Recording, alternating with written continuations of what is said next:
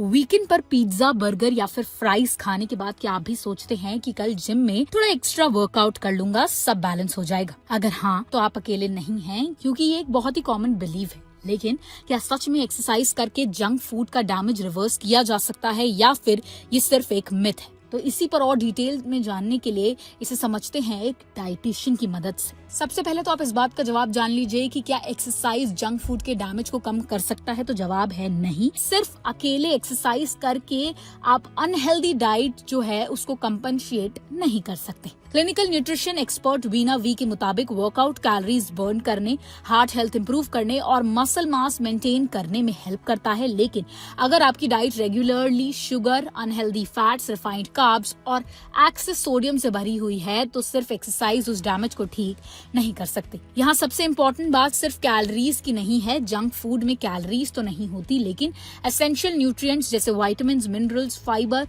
और एंटीऑक्सीडेंट बहुत कम या फिर बिल्कुल नहीं होते। मतलब अगर आपने एक बर्गर और फ्राइज खा लिया है और बाद में ट्रेडमिल पर कैलोरीज बर्न भी कर ली हैं, तब भी आपकी बॉडी में वो न्यूट्रिएंट्स नहीं मिलेंगे जो बैलेंस्ड मील से मिलते हैं। लेकिन इसका मतलब ये भी बिल्कुल नहीं है कि एक्सरसाइज से कोई फायदा नहीं होगा। अगर आप रेगुलरली फिजिकल एक्टिव रहते हैं तो बॉडी ओकेजनली जंक फूड को बेटर हैंडल कर पाती है। एक्सरसाइज वेट मैनेजमेंट में हेल्प करती है, ब्लड शुगर को बेटर रेगुलेट करती है, हार्ट को हेल्दी रखती है और ओवरऑल मेटाबॉलिज्म इंप्रूव करती है। इसलिए कभी कभी चीट मील लेना इतना हार्मफुल नहीं होता जब बाकी लाइफस्टाइल हेल्दी हो। प्रॉब्लम तब शुरू होती है जब लोग एक्सरसाइज को ओवर ईटिंग का लाइसेंस समझने लगते हैं। सोचिए, एक बर्गर, फ्राइज और सॉफ्ट ड्रिंक लेने में सिर्फ 10 से 15 मिनट लगते हैं, लेकिन उन कैलोरीज को बर्न करने के लिए 60 से 90 मिनट तक इंटेंस वर्कआउट करना पड़ता है। और सिर्फ कैलोरीज बर्न कर देने से inflammation, high cholesterol, poor gut health या न्यूट्रिशनल डेफिशिएंसी ठीक नहीं होती। इसी वजह से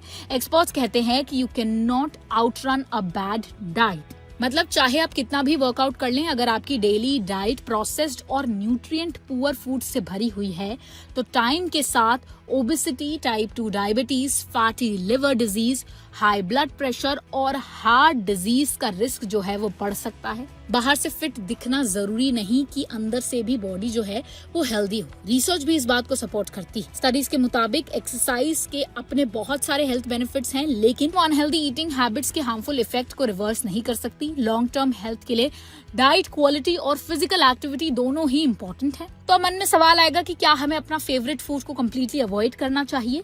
तो जवाब है बिल्कुल नहीं। एक्सपर्ट का मानना है कि ओकेजनली ट्रीट्स एक हेल्दी लाइफस्टाइल का पार्ट हो सकते हैं। बस ये इंश्योर करें कि आपकी जो मेजॉरिटी ऑफ मील्स हैं वो होल ग्रेन्स, फ्रूट्स, वेजिटेबल्स, लीन प्रोटीन्स, हेल्दी फैट्स और प्रॉपर हाइड्रेशन पर बेस्ड हों।